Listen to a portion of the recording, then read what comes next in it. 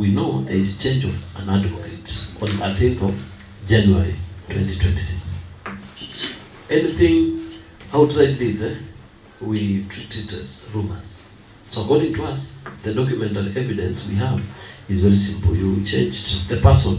I don't know how you do it, but you have to show us this doctor, a client of yours, changed this advocate on 13th or sometime before you applied.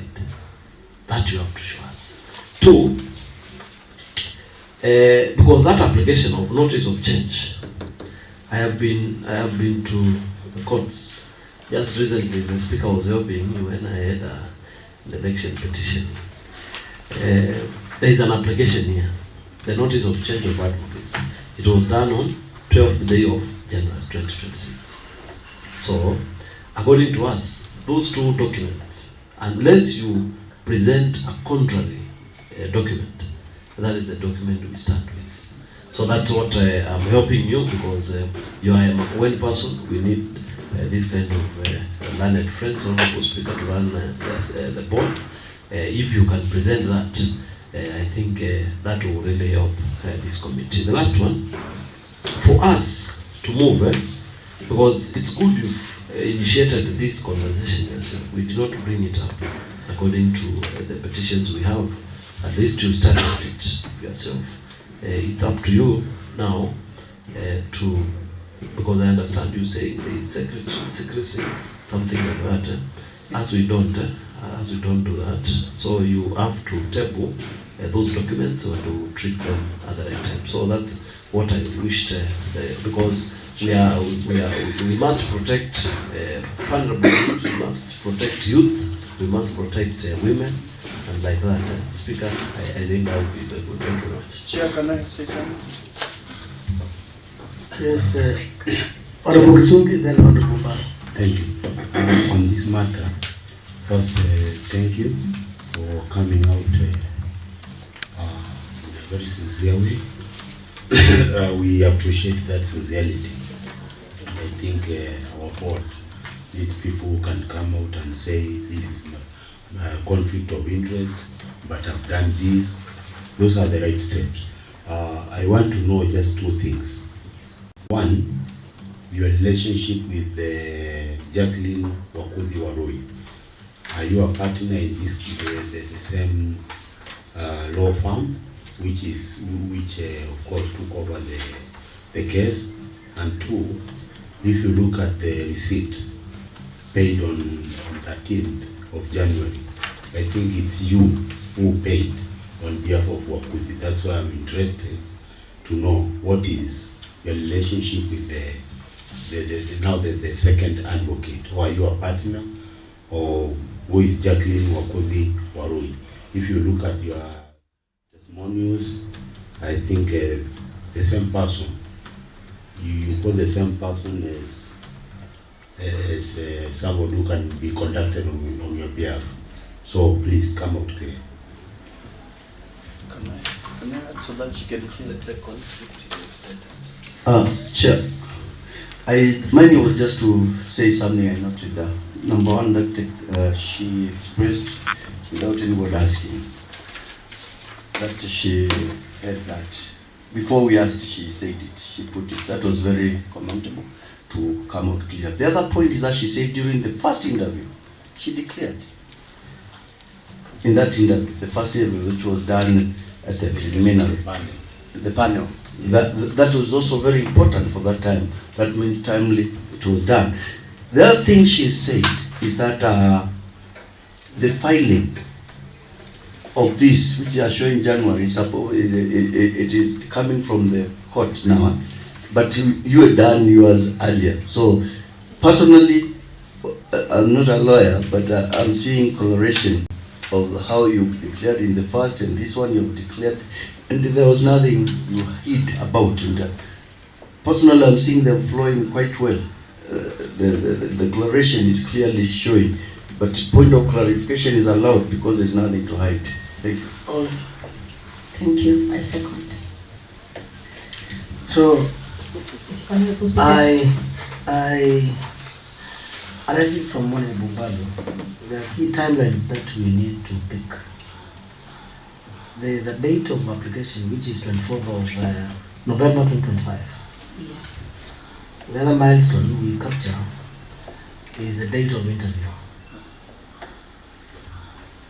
Because it's the only other opportunity that you have on an engagement.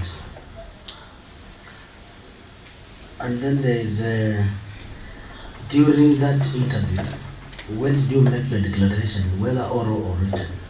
Did you make your declaration oral or written before the selection panel?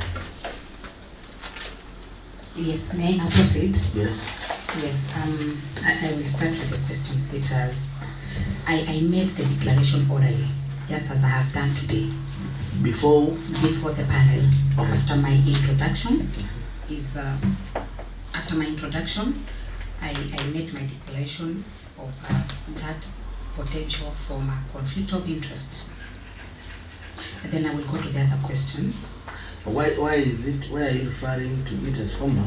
Yes, When was the date of interview? 3rd of December. Yes, No. 3rd of December. 3rd of December. December. But date of interview 3rd of December. Yes, sir. But why are you referring to it as former? Because it does not exist. Because the records, former as of today or former then? Even then, what I have said is I had withdrawn from this matter, only that I have not presented documents which I have been asked by the honorable member and which I'm going to respond to. So according we are still to on me- that. I want us to conclude this matter. Yes, The date of interview is on 3rd of December. yes, sir. As at 3rd of December, were you active or former?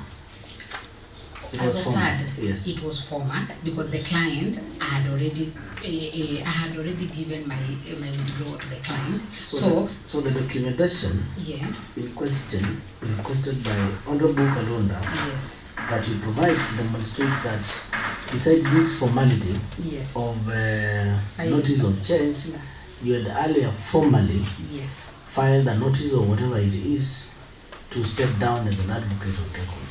yes. Is what we need to provide to demonstrate that it was formal at that time. Yes. Okay. Yes, I think we do agree on that, and given an opportunity, I'm able to provide that document once I'm back to the office within 24 hours to show that I had already withdrawn from the matter, and these are the documentation in support of the same. Fair enough. And just to add, I Yes. had said I had no control on when this document was to be filed, because once you relinquish yourself, it's no longer your matter. However, there are two other questions Yes. from the honorable member on my relationship with Wakuthi. I wish to answer that. Wakuthi Warui advocate is my mentor. She is my senior in profession, and that is why she is part of my testimonials. She's one of my referees. In our practice, when you do not wish to proceed representing a client, you have a right to refer the client to someone who understands the matter, the subject matter in question, or someone who clients will want to know, is this person, where can I get assistance? Which person can present me as well as you are doing? So that is exactly what happened here. This matter was able to be referred to that firm. Yes. The third question on the same, we asked whether Yes. you are an associate Yes. of Wakuthi Warui, Yes. and what is your role in that firm? I'm not an associate. We just have a working relationship. It is an independent firm. Mine is an independent firm. That is basically it. Okay. Yes. And I'm not a partner. Okay. Yes. Yes, what is it, Honorable Kalonda? Thought you were answered. And maybe before you conclude, I can be told that whether I can now present the document with him. Just I will give directions on that. Thank you. So hold on. Okay. You see, the conflict is even bigger now. When you listen from your presentation, the conflict is bigger. One, you are, if we give you the opportunity to work for the county, you will be representing the county public service board as a board member. Then you have got a friend of yours who is taking up a case which you gave some historical memory with it. Now you recommended to a friendly person to you. Don't you see that's a lot of conflict? Because the conflict is there already. But to quantify the conflict is my problem. Because this is somebody you've worked with, and you know the goal of taking somebody to court is to defeat them. It is to defeat them. It is not to show your prowess or something. It is to defeat them. So now you've taken the county public service board to a court of law, and then recommended after. Now you want a position that board you relinquish, but you don't relinquish completely. You relinquish with conditions. I'm giving up this case, but I will give it to my friend who understands it. At least you will even be giving them more insight into the same story. Don't you think if we give you this opportunity, the public will be on us to ask, why are you giving somebody who will still continue fighting the county public service board? You've read the letter. The person who has done that petition, No, I saw it for the first time. Just a minute. You have used the word fighting. There is a contest Yes. between Sorry. an officer I and withdraw a that. public sheriff's board. I withdraw. Both of them have a dispute. Yes. It is not yet determined who is on the right, who is on the wrong. Yes. So let us leave that right. Yeah, but on the merit, I don't want to speak to that. I'm only looking at how the public, people who have bestowed a lot of confidence in us acting for the public, and there is a very objective petition. I saw the petition today, but I can tell you that petition is very objective. And the person who has presented the petition is asking these representatives of the people to help them speak for them. And when we interrogate this petition, you can see how conflicting it is. Now, her presentation is very clear. I want to also agree with her. She is very honest, because she said, maybe Kesungi mentioned that it is one of the referrals within RESU. But I can tell you, you are giving an opportunity to somebody else to continue from where you stopped, just because you are not able to proceed because you want a position from them. So my question is, how much conflict are you now showing when it comes to now you relinquishing this position? You are not able even to tell us, because you cannot tell somebody, I have just left, and you know very well the implication of leaving this case. It was not verbal. The implication of this case was not verbal. You cannot tell me, you told Dr. Maleka, I'm just leaving this position because I want this. You should have done that through a letter to show them that this is very official. But you are not able to present that letter. You're saying you want to go to the office, maybe find a way to get a letter to show us that you moved on from that case. That should not be the case. I want to prosecute for the people, for public, and that is why I'm not able to make the decision. When we retreat to do the report, I will not be able to tell what I want to do, because the public is well charged and they have a petition. Somebody has stood for them, and we must prosecute this case. So please, you need to quantify the conflict. Nobody will be able to tell how much, but I can tell you it's very significant when it comes to us sorting it. Thank you very much. Chair, can I ask a question so that she can answer? Good. I'm trying to relate. In medical, when you have a client and you feel this case needs to go, you refer. That is part of professional to refer. I don't know in law whether that becomes. You also refer somebody when and it's within the law. Yeah, because in medical to refer, if I handle you and I find I need to send you to a neurosurgeon in Kenyatta National Hospital, you put a referral. And that is what I wanted to know. Is that referral allowed in law? It is within the law? Yes, I will. Okay, I will thank you. answer for you. Yes, thank you, honorable members. I will start with how we do this referral. Number one, I will highlight a very important principle in law that is called a cab rank rule. Cab rank rule. Cab to mean a taxi. So this principle means that every person has a right to choose an advocate. Why? So that it ensures, you see, the same way, I will explain so that everybody understands. The same way you would request a taxi, and the taxi does not even see who has requested and where they are going and how much they are charged. That is the law. The law does not wish any person to lack an advocate. And that is why every person has a right of an advocate. And in this situation, given that there was a potential conflict of interest, I informed the client, and the client requested for my referral.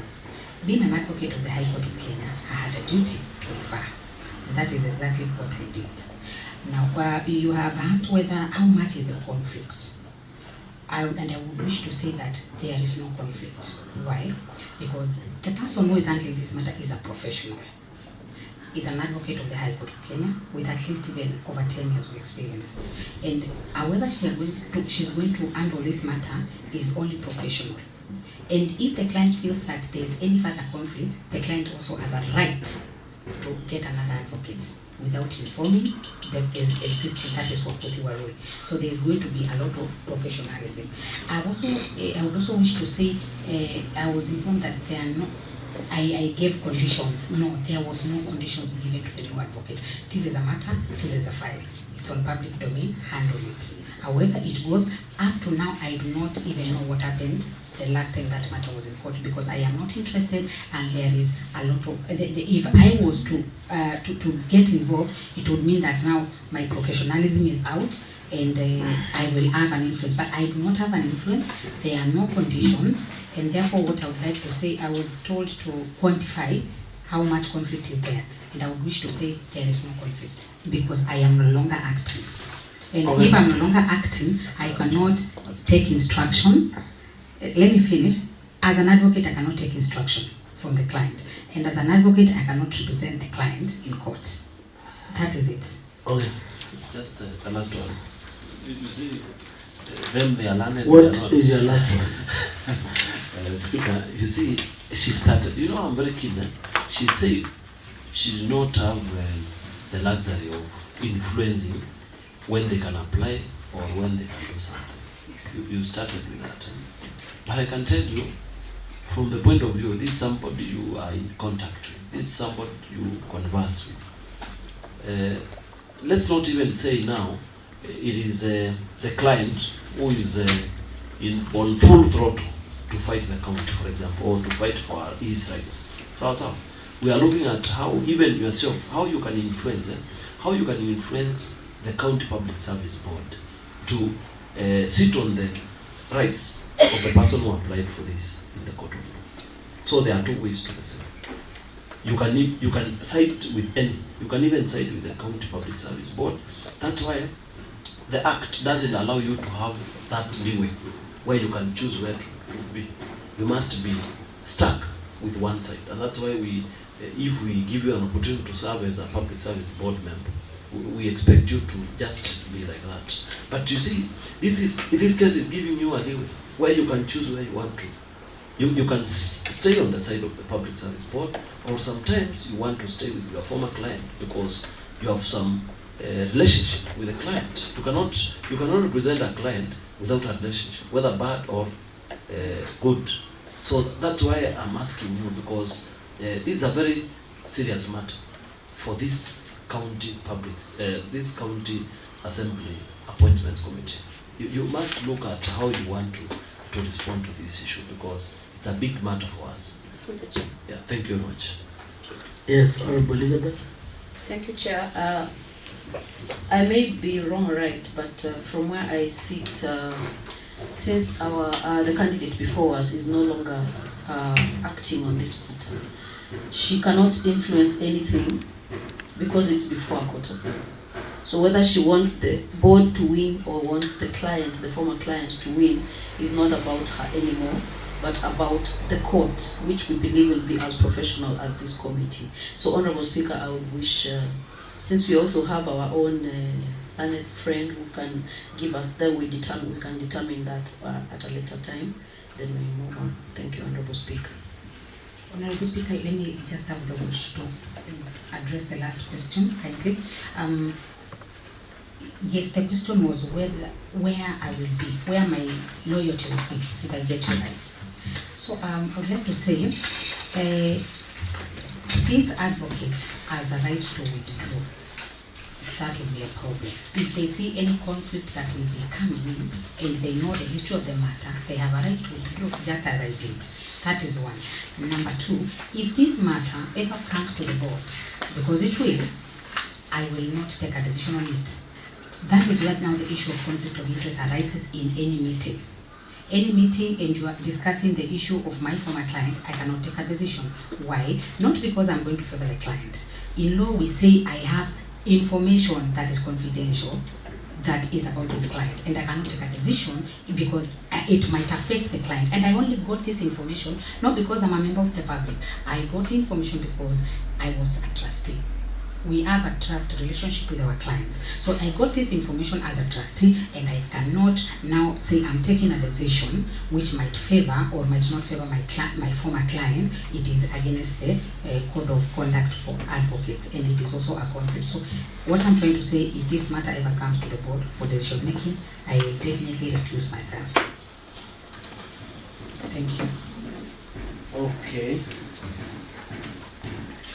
There are two things for determination which the committee will deliberate. One is as to whether there is conflict of interest when a client has moved from one law firm to another, and whether a law firm known to the previous advocate amounts to conflict. Then to what extent you can measure such conflict. Suppose you refer the client not to any advocate, but ends up getting into the hands of your former classmate in primary school or secondary school or university, or a roommate or a best buddy in school, or a relative for that matter. So it's a very thin line. To what extent is a conflict? And I think we will deliberate and advise on that. Two, what we need clarification on is, now that the date of interviews were on 3rd of December 2025, and the notice was filed on 13th of January 2026. You have indicated that you will supply us with information of any information between 24th of November when you made your application and 13th of January 2026 to demonstrate at what point you stopped being an active advocate of your client. I hope that's clear. Yes, Mr. Speaker. So let us make progress. How much time do you think you require? 24 hours. Within 24 hours, you supply that information. Yes. You will make contact with the clerk of the county assembly to supply our particulars too. In this case, this is a public inquiry. There's no confidentiality. The confidentiality is not that you are leaking the details or merit of the case or the merits of the case. It is what is in question is a procedure. It is not the identity card, neither KRA PIN certificate of the clients, neither their documents or copies of their affidavits. Nevertheless, more than 7% of this information is on the website. Yes. So may we get information as a county assembly so that we may assist the process. Yes. This public process. It is not your process, it is not our process. You see, it is you who ditched private and comfortable life. Yes. Yes. To public life where you have to account, where you took your breakfast, and where, for example, your kids are crying every evening. You also have to tell us why they are crying. Yes. You account for everything, including your chicken. Yes. Why are they not having feed? Yes. So I pity you. Very well. So, honorable members, let us deliberate that matter after you present the documents in our subsequent sitting, and the committee will make its finding, observations, and make recommendation to the County Assembly for consideration. Thank you. Questions? Supplementary questions? I think that matter has been addressed. The rest of the information is on record. Honorable Elizabeth Bridge. Thank you, Chair. Ms. Deborah, what is that unique quality or character that you think landed in this nomination, and how will you use it to deliver to the people of Makueni? Also, how would you assess the current state of service delivery in our county? I believe you have had interest and you know a bit, because you would not have been interested in applying for this job. So how would you assess the state of service delivery currently? Thank you. Thank you, Honorable Member. I will start with the first question. What is the unique quality that makes me stand apart in this nomination? I will give three things. Number one, I am an advocate of the High Court of Kenya. During my training as a lawyer, I went through training on labor laws, employment laws, and best labor practices. What we call in law best labor practices is what is called also best human resource practices. So as a virtue of my training, I was trained on those three important aspects of human resource and the laws governing human resources. That is number one. Number two, I do possess a clear expertise, again, out of my experience on the issues of labor law, employment law, and best human practices. This has been because, and as I said, our firm does, at least we allocate issues of labor and employment at 30% of our work. And out of that, I have been able to deal with a lot of matters, at least up to, for my 8 years experience, I have dealt with at least 500 cases, which all subject matter is labor law and human practice issues. And further, out of that experience and handling all those cases, I've been able to do a few things that contribute to my expertise, which now is relevant to this, to the position that, or the CPSB member. One of them, I've been able to draft HR policies, human resource policies for clients, and which touches basically on all issues of employment and human resources. I've also been able to file cases and prosecute them successfully. I've also been able to defend clients on matters of employment law and breaches, defend successfully, of course, on the other side. And the other thing is that I have also been able to give proper advisories to clients who were in breach of employment laws successfully to get out of those situations. I also have been involved in trainings of human resource personnel purely on employment matters or employment law, that is trainings. And out of my experience, I've also learned the major sources of disputes of employment issues. There are major sources of disputes in HR, in human resource, which stems from the recruitment stage to disciplinary stage, remuneration, discrimination, and all that. That is the second quality, my expertise. And I will go to the third one. Out of my experience, I have gained proper decision-making skills, which would be a requirement in a member of CPSB. Proper decision-making skills. And finally, I am committed to public service delivery in terms of having a high conduct of ethics, integrity, a high sense of transparency and accountability, which I believe, being the values of national values, would be important for a member of the CPSB. Thank you. I would now go to the second question.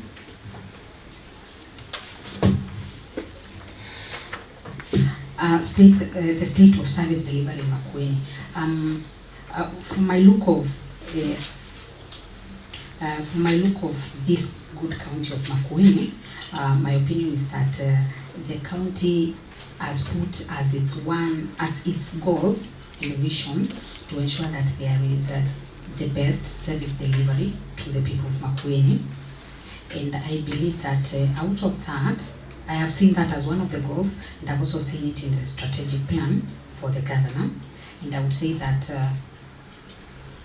there is a great achievement in service delivery, and the county expects all organs under it to ensure that all the services given are the best services in terms of achieving transparency, accountability, and also public participation, whereby people of this county, their opinions in matters that affect them is really taken into place. So I would rate the delivery of service in Makueni at a very high rate in the country. Thank you. Thank you. Thank you.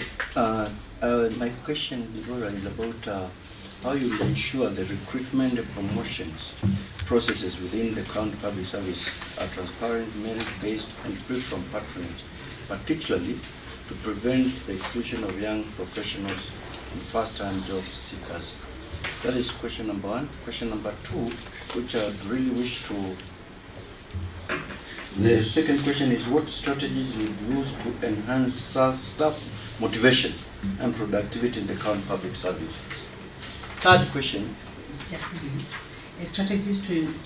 Yeah, the strategies we would use to enhance staff motivation and productivity in the county public service. The other question is about employment within the county public service. There have been a huge cry from the mostly marginalized groups, people who do not know anybody to connect them. There have been even so many questions raised, and I believe we owe an answer to the youth who come out and they are not even shortlisted. We have a number that does not agree, because you find some wards have employed so many people from the public service board, while some other wards have nothing. We want to know how you work out to reach those marginalized people, to balance equity, at least everybody to have a fair chance, because it is not their wish that they find nobody. Some of them you find they don't have any chief officer in the area, no director, and while in other areas they are concentrated in the same area. So that advice is plenty.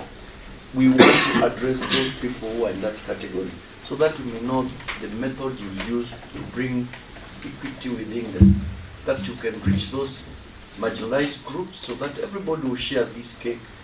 If there are people who are being employed, we try to balance the rewards to some extent and address those who don't know anything.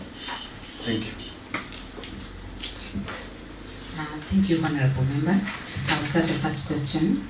How to ensure that there is transparency in recruitment, especially for the young professionals.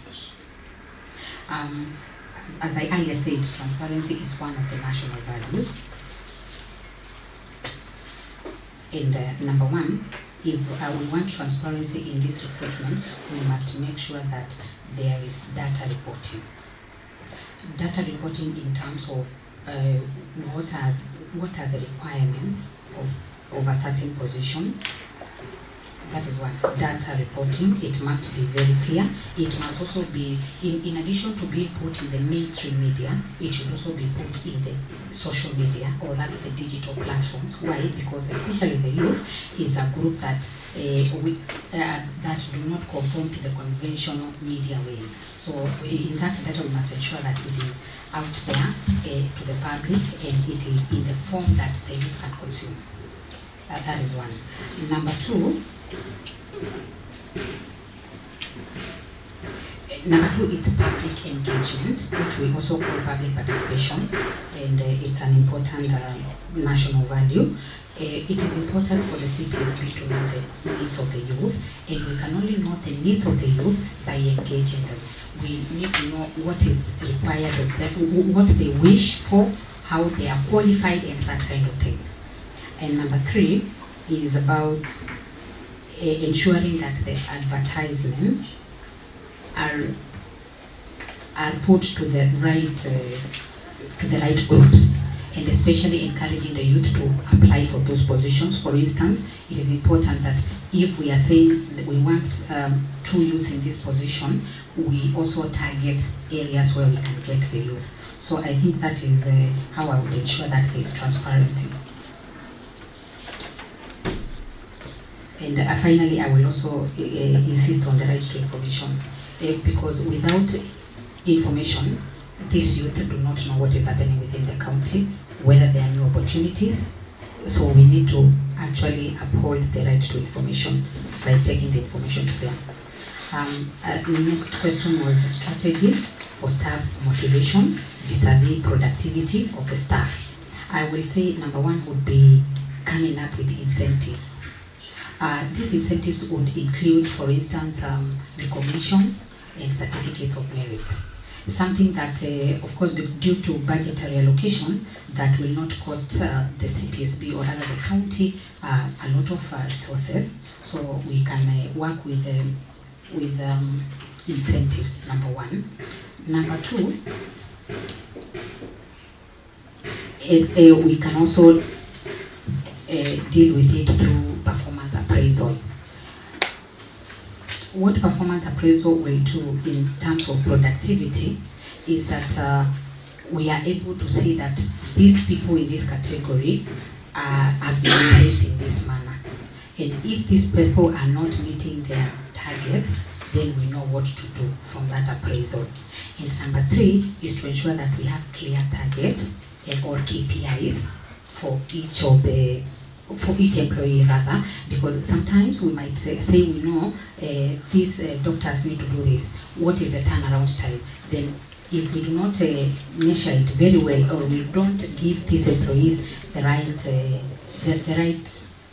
targets or goals, then we might not be able to measure at the end of the day.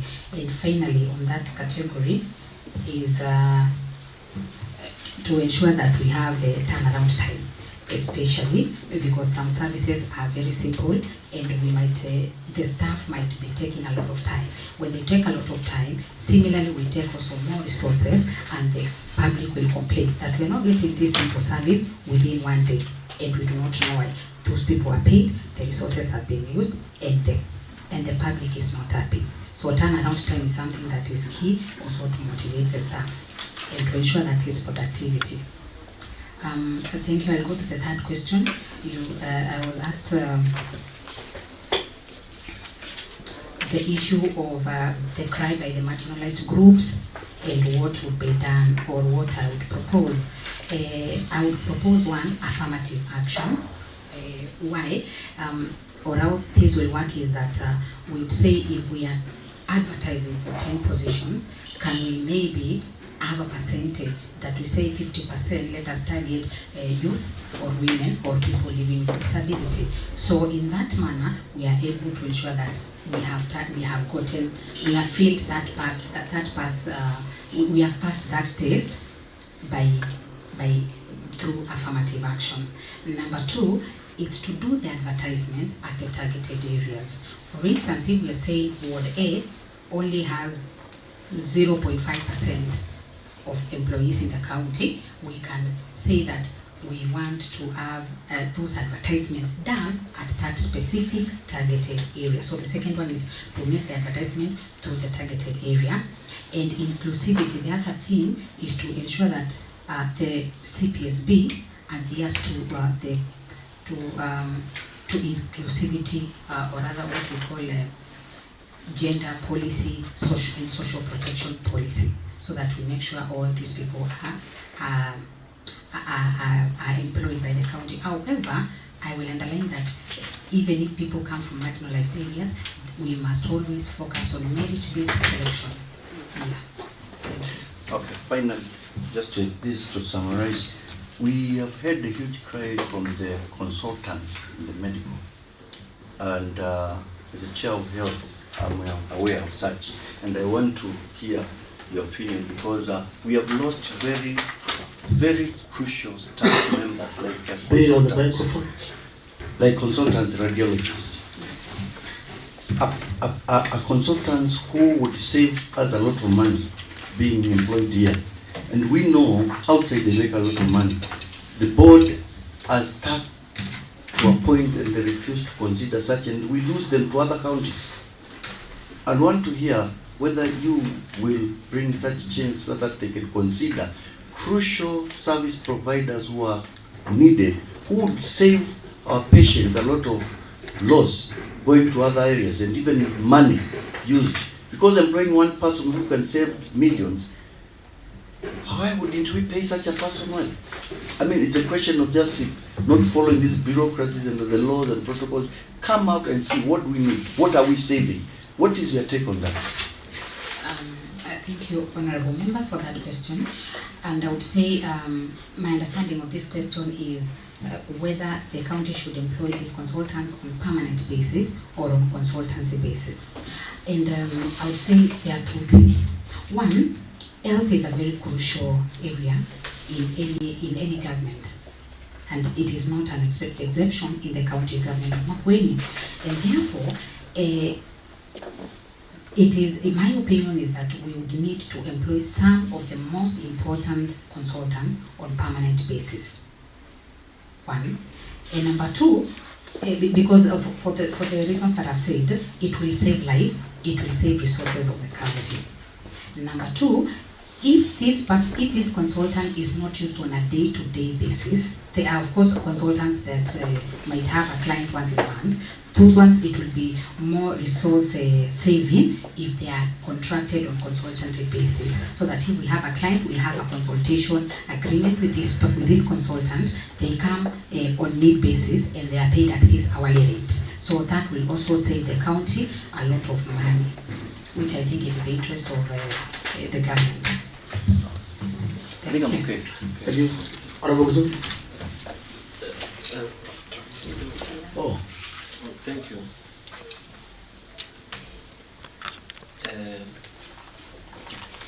Thank you, Honorable Speaker.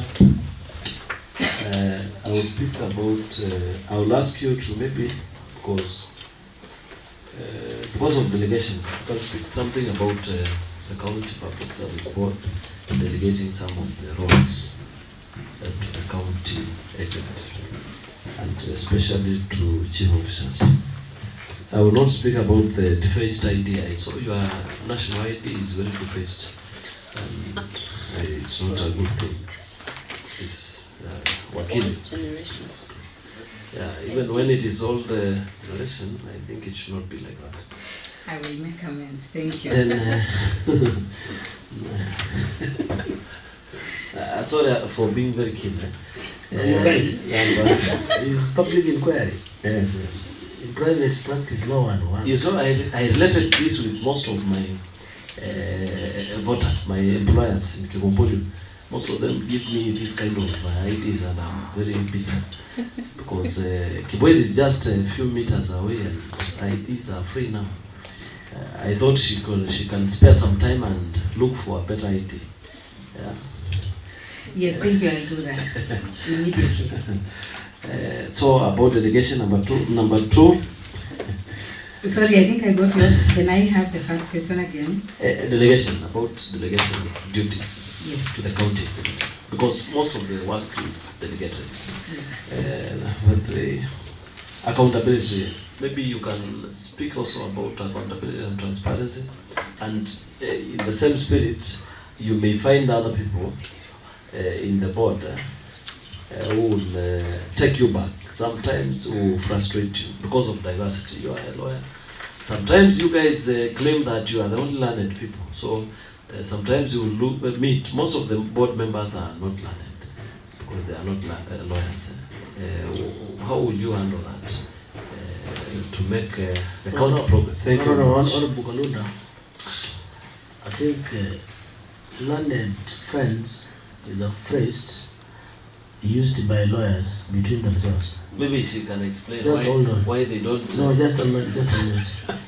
It is between lawyers themselves. They refer to themselves as learned, but they are not more learned than any other profession. So don't compare lawyers. That's why I brought the quote. All members of the board, if approved, They are well read They are not their friends. and they are read, but in terms of lawyers to lawyers, that's a different thing. So That I think she understands that. get my point. That's what I was There will asking. be no more learned people than others in that board. Okay? Okay, Thank you. it's okay. So about that, I talked about transparency and accountability, and also the frustrations you may go through and how you will overcome them. Thank you. That's the fourth question. No, it is the same question. About the frustrations and diversity and how you can overcome that, so that you can make some progress. Thank you very much.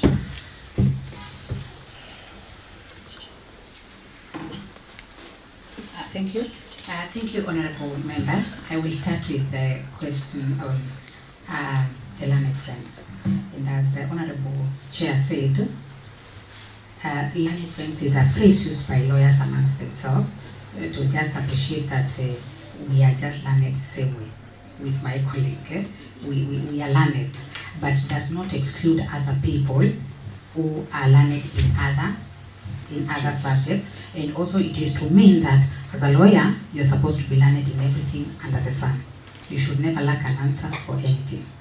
And finally, as I'm answering that question, once we come to the CPSB members, the major thing is teamwork. And now that I've said there's nobody, Speaker has said that there's nobody who's learned than the other. In terms of when you're working as a team, you need to work together. Decisions are to be made. There's a manner in which decisions are to be made in any body corporate. And I believe that CPSB, being a body corporate that is independent, has a procedure on how to take decisions. And therefore, those decisions will be taken whether or not there's a lawyer or a teacher or a doctor. And those decisions are for the best interest of this county. The other question was on the challenges. I believe these were challenges that maybe one would encounter as a member of the CPSB in executing the mandate. Maybe is that the diversity. I talked about diversity. I think I didn't get that question well. You can come again? Maybe on record. I talked about diversity because you'll find we have members of the board who are accountants and auditors. Others are political analysts. Others are teachers. Others are, of course, with a lot of mix and match in terms of the backgrounds where they have been working before. How will your legal profession help this county to move forward in terms of making good use of all these professions and trying to cut on the conflicts, because we expect sometimes you'll be conflicting, sometimes you'll be frustrated, maybe there are budgets you needed, then the county assembly is not able to give these monies. How are you going to handle that? Thank you. And then the other one was accountability and transparency.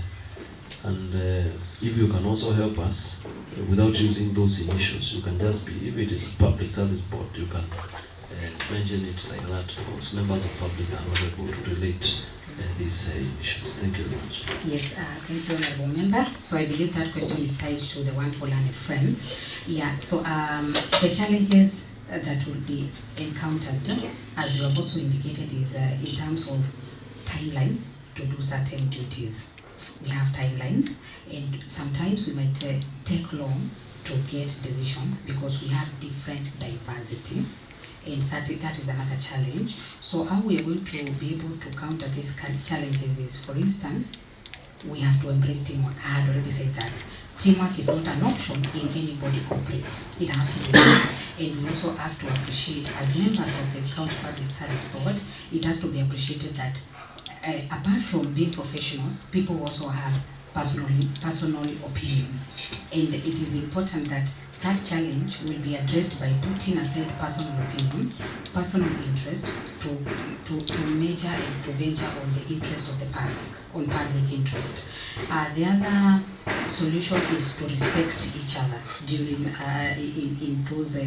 in that working relationship, so that none of the members of the County Public Service Board would feel superior than the others because of their nature of professions or their background of work. And another issue is that as a legal profession, how I would be able to assist the County Public Service Board. As I've said, I have at least 8 years of experience in this profession, and I do understand, out of the work and experience that I've done, I do understand the best human practices vis-a-vis the employment and labor law, and therefore in situations where we have major challenges of making a decision, I would request the board to allow me to give them my opinion, because I have that experience as having dealt with human resources and employment laws. And you've also asked about conflicts. I believe this is conflict of interest. No, just Or conflicts just within. conflicts Yes, within thank you. the Yes. board. Yeah, basically that I would also. Even in the interest, yeah. Yes. Like the one you are handling now. Yes, in that manner, in that situation, honourable member, if there is any kind of conflict, my role as a member and also as a lawyer, but I come as a member first, is just to give my advisory, and if something is really outside of what we are discussing and the board is not able to agree on one.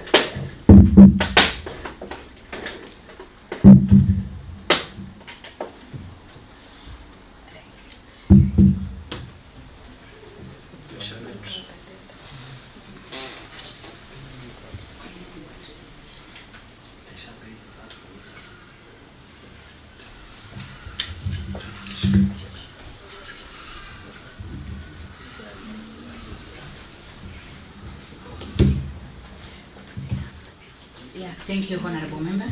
I was on the issue of conflicts, and my answer is that in the case of existence of such conflicts, I will be able to give my legal advice. As much as I'm a member, I'm first a lawyer before I became a member, and therefore it's just to give advisory. And if the thing is way out of our purview as members of the County Public Service, we will be able to explore how to get advisory from an external source. And that is where it comes, the working relationship between the county, the Public Service Board, and also the other organs of Makueni County. And also finally with public participation. So every decision that has to be made, it has to be people-centered. I will now go to the issue of accountability and transparency in the County Public Service Board. I believe what I would propose to be done, we will start with accountability, is to ensure that there are standards and merits that are to be the benchmark. If we have to be accountable, we first have to set the goals. These are the goals, these are the standards, and these are the metrics. Then that is the benchmark. So we have to ensure that everything we are doing is geared towards that, and it can be measurable. That is number one. Number two is data reporting, I believe, whatever we are doing, so that we can be accountable. Are we able to report? If we are able to report, then there is accountability on the part of the County Public Service Board. And number three, there is the issue of oversight. Yes, there is the issue of oversight, and I believe that the Assembly oversights the County Public Service Board. And therefore, with those three issues, I believe the Public Service Board will be accountable to the people of Makueni. On the issue of transparency, I will still wish to start with the right to information. As a board, the County Public Service Board, we have to make sure, or it has to make sure that the people of Makueni have information. Because without information, then you cannot be transparent. Because what are you transparent on if I do not know the process or what you want to do? And the other thing would be public participation. For transparency to be there, we have to conduct public participation. People have to know we are doing this, and we have to get their opinions on that particular issue. So there's public participation. And finally, also, as it was for accountability, we have to have data reporting. This can be done by way of publishing in the media, in the websites of the county, or rather of the County Public Service Board, and also on the social medias. We can also go as much as going to the deep roots, grassroots, that is the chief and the other organizations on the ground. Thank you, sir. Honorable Sue. Thank you, Honorable Speaker, Chair. I think I'll have just two questions. The first one is we just require a commitment from you, not exactly a response, but a commitment. In the conclusion that any county public service board would wish to be lean and efficient. As lean as possible, but also very efficient. I'm just interested to knowing if you make a commitment for staff audit, because there have been allegations in public domain about ghost workers in some departments, which I'm not sure. I can't verify that information, but there has been rumors to that effect. So staff audit. Two, whether you do the same audit to establish the staff requirements for departments. This might probably require to be guided by an organogram for every department.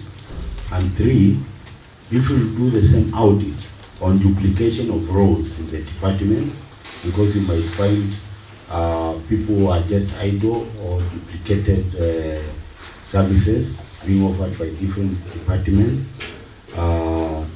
And the third one, the fifth one, is about the PWDs.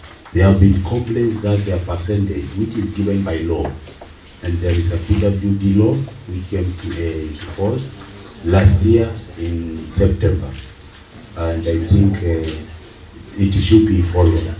Then there is the issue that law has not been implemented in the county, so you commit to follow up on that. Then there is also the issue of regional balancing, where injustice has been done in the county in employment of staff for as long as the county has existed. From 2013, there are some sub-counties which actually have very minority staff in the county. So what will you do about that? I think all those require probably some commitment from me.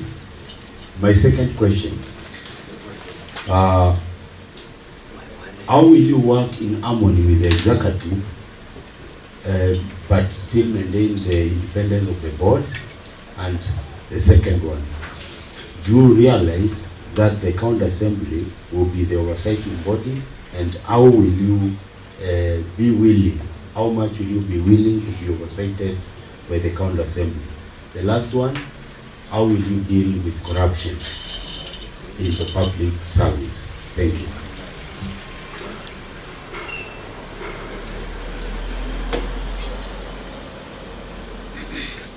Thank you, Honorable Member. I believe the first question was my commitment if appointed as a board member on doing all this work, these 5 functions that you have given first. I do appreciate that you have indicated it is a lean, or rather a small board, but which is expected to be very efficient. And I do also recognize that efficiency is one of the values that should be upheld under Article 232 of the Constitution.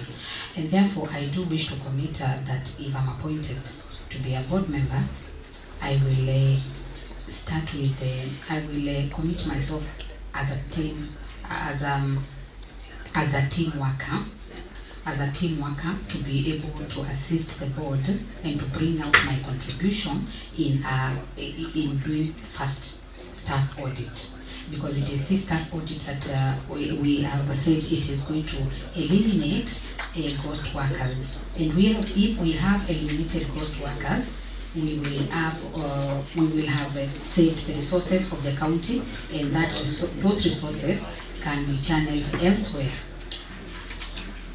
And that will include the staff audit will be able to, as you said, to eliminate ghost workers, to look at duplicated roles and narrow down into especially just single roles.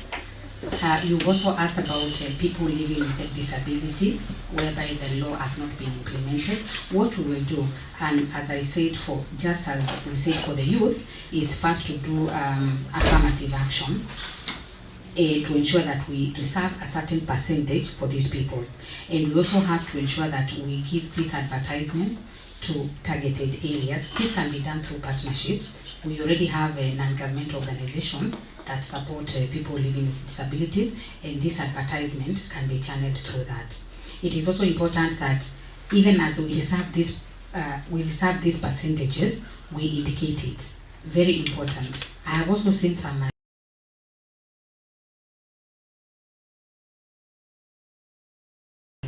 which will try and if this time we are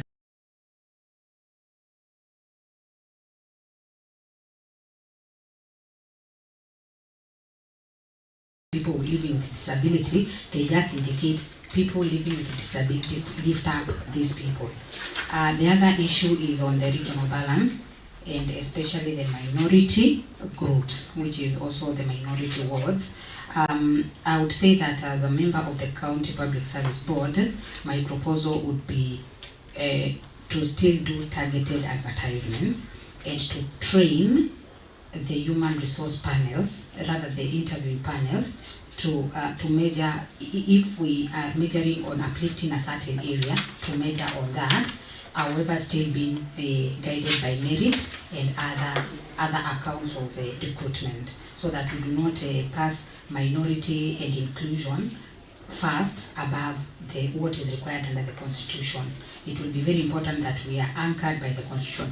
What I believe is the Constitution has solutions to everything. We have to marry everything together: inclusion, discrimination, merit, and all those things. The other question, Honourable Member, you asked how we will, the harmony working with the executive, I believe. Yes. For this board, County Public Service Board, number one, we have to align this board's goals, vision, with the governance manifesto, or rather what we call the development plan or strategic plan of the county. It has to be aligned with the goals and objectives of the County Public Service Board. Number two, we have to ensure that we are everything that is being done by the board is transparent. If everything is transparent, there is going to be harmony. There will be no disputes between the executive and the board. And number three, we have to ensure that accountability is upheld at a very high level, because as we know, the executive gives us the budget. And if the executive is complaining that the resources are not being taken to the right way, to the right goals, then we will have a problem. So accountability is very important. And I believe the other thing is just to ensure that we uphold ethics and integrity in the board, so that we have harmony working with the executive. The other question is the willingness to be oversighted by the assembly. Oversight role belongs to the assembly. We are in agreement on that. Now, as a board, as a county public service board, accountability will be realized if we agree to oversight. And it's not a matter of agreeing. Why? Because it's an objective in the Constitution. Everybody must be oversighted. Everybody, not every person, every corporation of the government must be oversighted by another body. And in this case, the County Public Service Board is not an exception. And for us to work well and to ensure that the service delivery is at the peak in the county, the board has to agree to oversight. It has to give the reports as required. It has to honor summons if required by the assembly. So I would say that it is a check. There is a lot of willingness on the board. I believe I didn't get the last question. If you could repeat on corruption, what is the question kindly? I just wanted the realization that there are corrupt public servants in the county. Yes. And we can't deny that.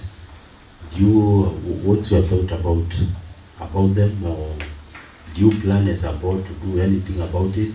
Or if you receive a case, a complaint from the public to the Public Service Board, you know that the board will be entrusted with the responsibility by the public. Somebody might write that something is happening, like for example the sand cartels, you know them, things like that. So you receive complaints about corruption. Whichever case, however it might come out, but it will be a case of corruption. Even if it's a water kiosk which is being mismanaged by an officer whom you are entrusted as the employee of that officer. So how will you handle that? Thank you, Honorable Member. Yes, I do recognize that corruption is one of the challenges in the government, starting from the national government. And I'm also delighted to say that I've seen it as one of the goals in the strategic plan to reduce corruption in this county. And the reason is to ensure that once we reduce, or rather we eliminate corruption, we are going to be able to give the best service delivery to the people of Makueni. In cases of reported corruption, I believe there is a procedure on how each government corporate is to carry out investigation. Number one, we start with the investigation to confirm, because sometimes people are just stating things out of malice or out of personal interest or other consideration. So the process has to start at the investigation. And if it is found that this person has actually, this specific officer has committed corruption actions or omissions, it is important that now we go to the next step, which is forwarding this matter to the DPP, that is Director of Public Prosecution, for purposes of prosecution. And I believe that there is also, once this person has gone to that, there will also be a procedure on the human resource. How do you, are you going to terminate this person? Are you going to put this person on leave or something like that? So we also have to balance the rights of this person as an employee vis-a-vis the interest of the public in eliminating corruption. So I believe that that process has to be carried, protecting the rights of these employees. Yeah. Thank you.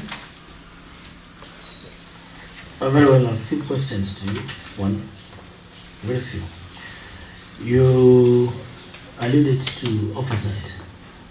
In your own understanding of the law, Yes. the County Public Service Board should report to who or to which organs? I would love if we go question answer. Yes. Yes. Thank you, Chair.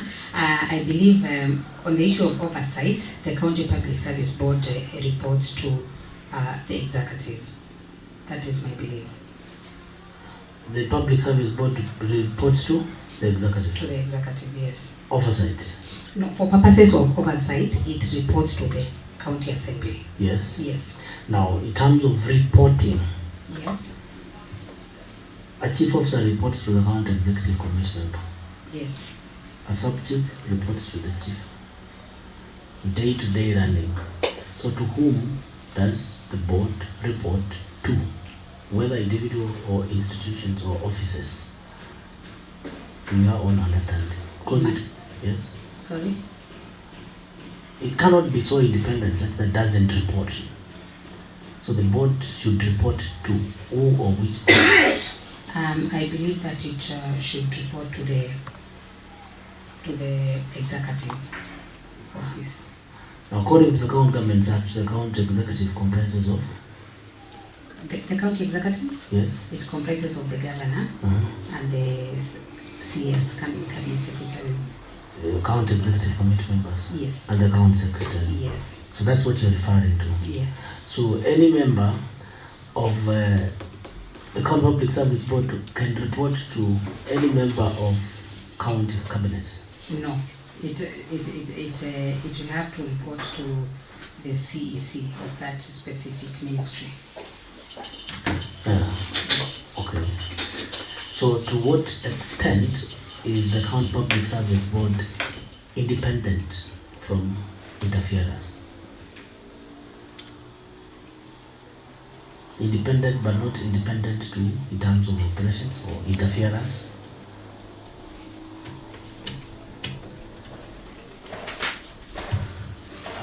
Yes. You got my question? Yes, yes.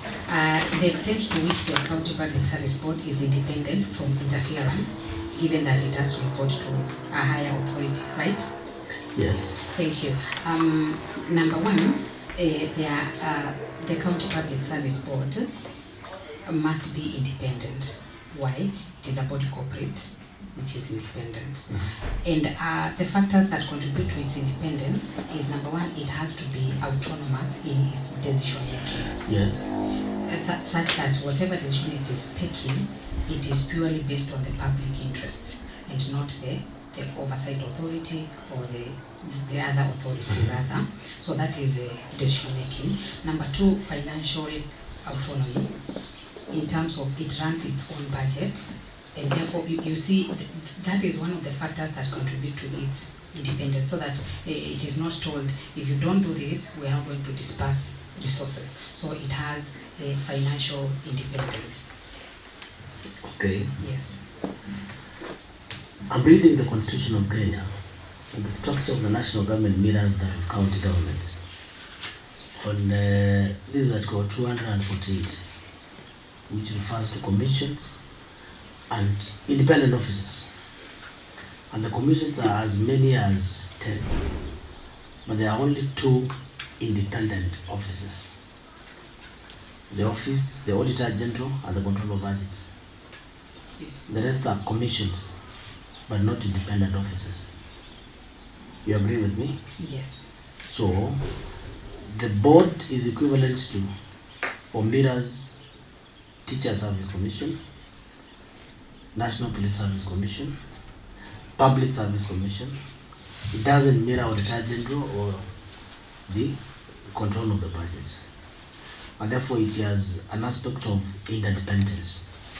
But what I'm not very clear with you is, what is the role of the County Executive Committee responsible for public service or whatever on running day-to-day management of the public service? Quote, is that County Waziri the boss of the board? Is a county minister responsible for public service the head of County Public Service Board? Or do they have administrative role over the County Public Service Board? That's my question, in your understanding. Can you come again, the last part? You indicated that the County Public Service Board should report to the county minister responsible for public service. Are we together? Yes. And therefore, my question is whether that minister has a responsibility on administration and management of the County Public Service Board affairs. Is that your position? Whether the minister has administrative duties? Yes. On the running of the Public Service Board. No, it doesn't have the administrative duties, because the board has its own secretariat, which does the normal administrative duties. Mm-hmm. Yeah. Mm-hmm. So I believe the minister will not be responsible for the day-to-day administrative duties, rather the secretariat will. Very well. 249 250, not 254 refers to reporting of commissions and independent officers by filing reports with the President, National Assembly and Senate, not a cabinet secretary. What does that tell you?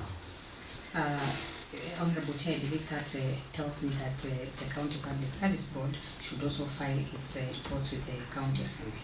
Also, or primarily file? Which is which? Sorry? The first primary point of filing records or reports, is it to the President or Commission or Independent or to the Cabinet Secretary?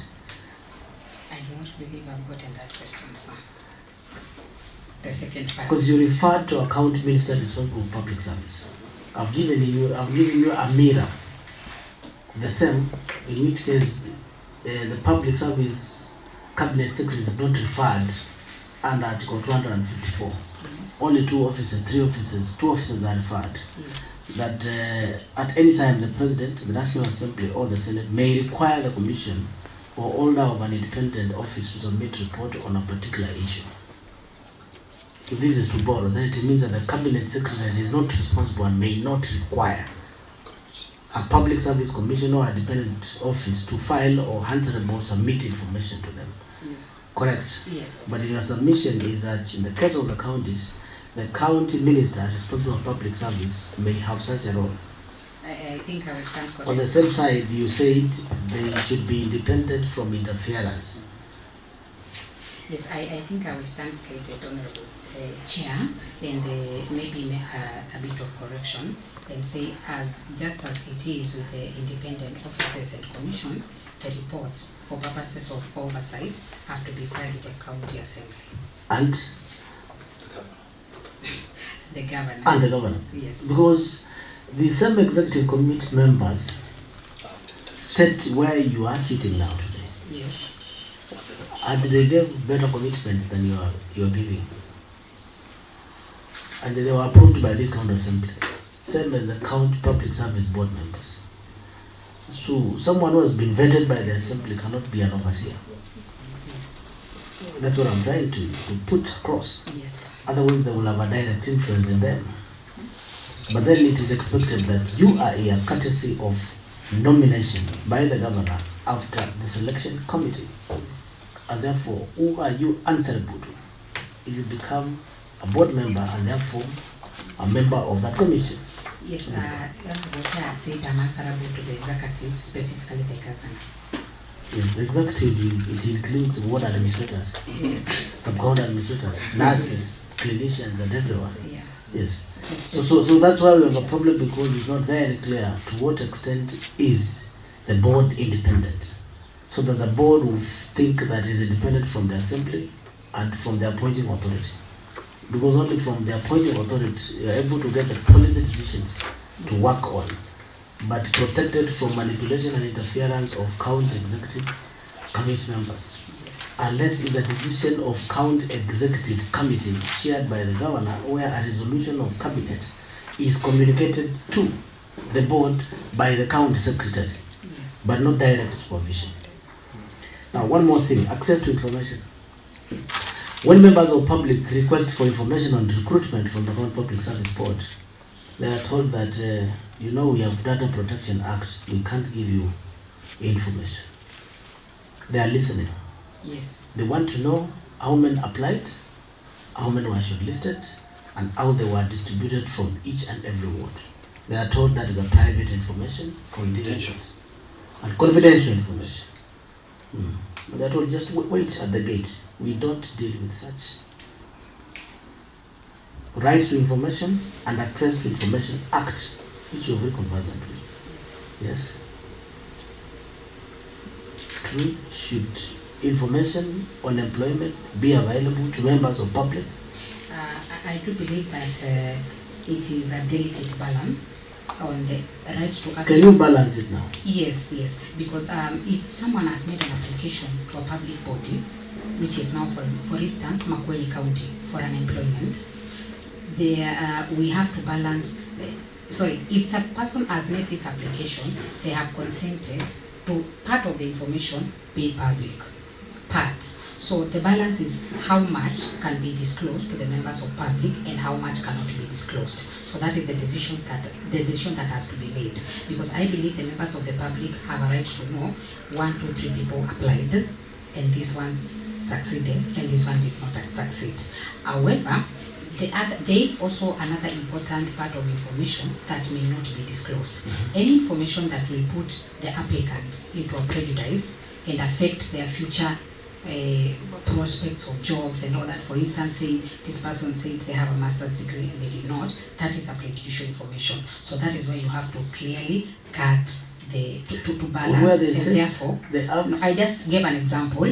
The issue of which would really prejudice the applicant is the information that must be withheld by the board. Your example is, I mean, someone who has lied that they have a master's degree and they do not, we should publish that information immediately.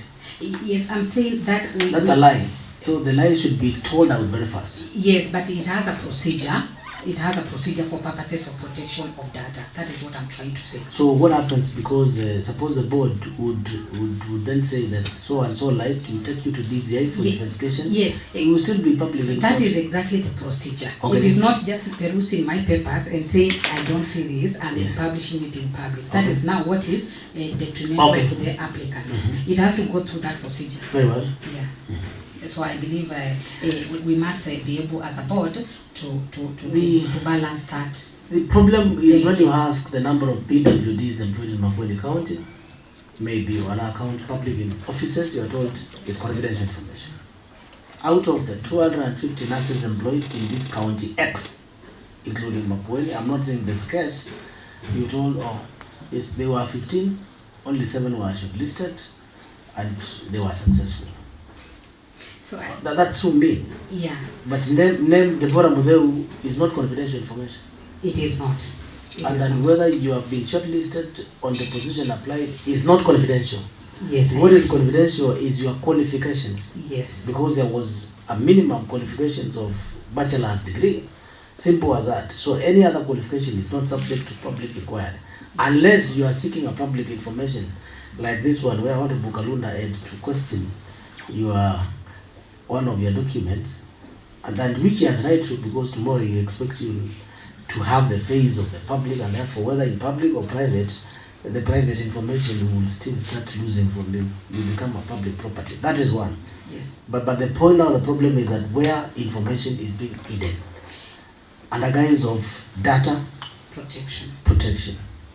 Data protection says don't disclose my ID card unless you are investigating. But you cannot, it's not wrong to say that out of X, Y, and Z, only Y and Z were shortlisted, and these are the people and they come from this area. Yes, and I believe as from what you said it's a delicate balance, and any information that is not prejudicial to the public, to the applicant, has to be published. As I said, we have to have a database that is even accessible to the members of public, as long as there is that balance. Now, my last question to you. Many people sit in these positions, including cabinet secretaries, and you followed.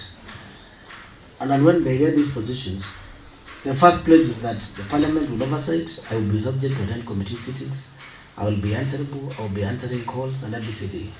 Now, you're not being vetted, and a member of board will be vetted as a member of the board, and therefore the decision of the board. Yes.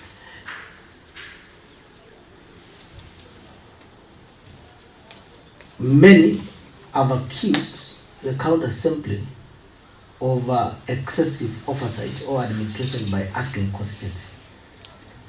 And when you ask too much, you are told that you are fighting the governor, you are fighting the government, you are fighting the people, you are interfering with operations of the county public service board, you are interfering with administrative processes of Sand Authority for questioning.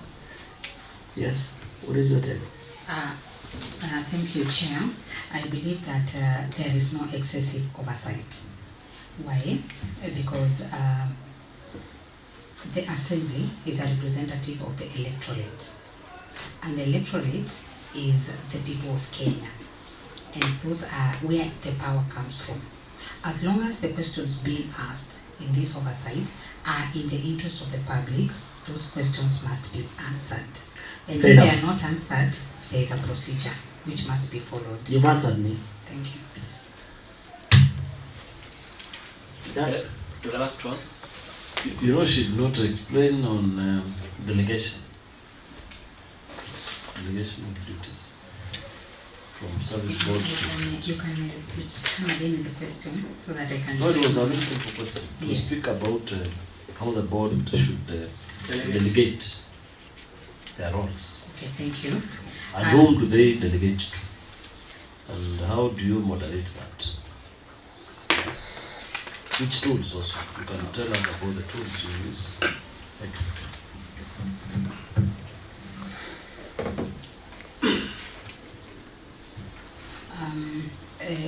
This board, the persons who serve, and thank you, Honorable Member. I believe the persons who serve as board members of this board are periodic. They hold this office for a period.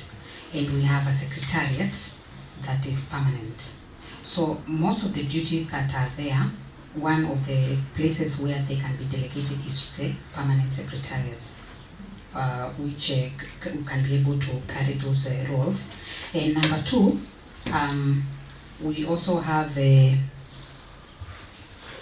Just also to correct, because we are in a very different situation. You are using very different terms. Ministers, ministries. Here we have departments. Yes. At the county we have departments headed by executive committee members, not ministers. But according to the layman's language, it's a minister, yes, but they are executive committee members. They sit in a cabinet. The cabinet is not known as a cabinet, it's an executive committee headed by the governor. Here we don't have permanent secretaries. Even in the national government, we don't have permanent secretaries. We have principal secretaries. Now, the principal people here are known as chief officers. Yeah. The chief officers are... Point made. Delegation? I believe my answer will still remain the same, that it will be delegation to the secretariat, and the tools that we need to apply is reporting, so that... Which secretariat are you referring to? The board secretariat? Yes. One, the board secretariat, and the ministry secretariats. Yes. Okay. Yeah, and the tools that we can use for supervision of delegation is reporting, so that we have a proper reporting mechanism from those secretariats to the board. Who then reports? In the case of the Public Service Board, we know that there is a secretary to the board who has the authority to communicate in writing to other institutions. From the department, who is that person or officer responsible for conveying reports to the board? I believe it will be the chief officers. Okay. Okay, let me, Speaker. We have to conclude? Let me, because we want to make progress. I think if we give you this opportunity, please research on these things, how the board will give the authority to act to the chief officers. Yes, sir. How it is done. Some of the chief officers do not have the tools to account. If the Minister for Finance doesn't believe you can account, he should not give you the tools. Yes, The sir. same case with the Public Service Board. Here we have chief officers who cannot Okay. employ, who cannot discipline. So I expected disciplinary measures to be mentioned. I expected some recruitments to be done by the chief officers under the supervision of the board. Secondly, it's very clear. You don't report to any minister. The board doesn't report to any executive committee member. They are appointed by the governor with the help of the assembly. The governor will nominate, the assembly will vet, and they will approve. Once it is approved by the assembly, the governor can choose to appoint you or even not to appoint you. So the people you report to are not the executive committee members. You are reporting to the governor. You are reporting to the assembly because of the relationship you've added from the speaker. Thank you, and Thank you. You have a lot of homework to do. Very on good this presentation, thing. Honorable Kalunda, but your presentation is in a prejudicial manner. Sorry for that. You have given information alluding if we give you this an opportunity. Yes. the best would have been, allow me to give you this information for your application. Whether you get it, you don't get it, may be also important at the law firm. And for you as a good citizen of Makweli, you agree with me for him to allude that he will give you is prejudicial. You know, you have taught us that word here, so we are also using it as Yes. yes. Thank you, but I'm guided. Even the candidate is telling you that it's prejudicial to imagine now that she will get an opportunity. She doesn't believe. No, it is an imaginary for you, for now. So that is for the committee. Thank you very much. Yes. So thank you very much. Thank you. Thank you very much. That marks the end of this vetting process. We'll give you an opportunity to say a word, and after that we'll release you. But before that, the county assembly will consider both your physical documents and performance, oral and written. We'll retreat to write a report on our findings, observations, and recommendations, and submit to the county assembly for a vote. So we are just conveyors. Yes. The decision will be taken by the county assembly. That resolution will be taken to the governor for implementation. Very well. You are now free to make a remark or ask a question or compliment even. Thank you, Honorable Speaker. I only have one question. I would like to know what is the most pressing and urgent need that the County Public Service Board is looking at in the very first maybe 100 days or so. I'm afraid that the county assembly doesn't work for the county public service board. So I'm not in a position to say that. However, we have reports from the county public, the annual report, and there's another report, quarterly reports, which are available on our website, and the office of the clerk, you may find them. So you may better get that information from the clerk. Yeah. If I speak about here now, I will be speaking for the county public service board. But there are formal channel of conveying such needs to us. Yes. So, in other words, what would be your expectations so that you plan on how to deal with them should your prayers come right? Now that is a better way of putting it. Prejudicial. That's prejudicial. That is a prayer. That's not prejudicial. That is not prejudicial. They are enjoying it. Thank you so much, ladies and And I gentlemen. also, Honorable Speaker, say Yes. thank you to the committee for according me this opportunity to demonstrate my suitability for serving as a member of the County Public Service Board. Thank you. I think you should thank people from Makweli for electing these people to accord you the opportunity, not us. Because they are Yes. following you. Yes, I also thank the people of Makweli for appointing very competent representatives. Thank you. Thank you. So you are free, you are released. The sergeant at arms will show you around on your way out. Thank you, So sir. God bless you. Thank you, and have a good afternoon. You receive a formal communication. So you don't receive. The directives are that within 24 hours you submit the information as you had indicated. Okay? Yes, sir. Thank you. Thank you.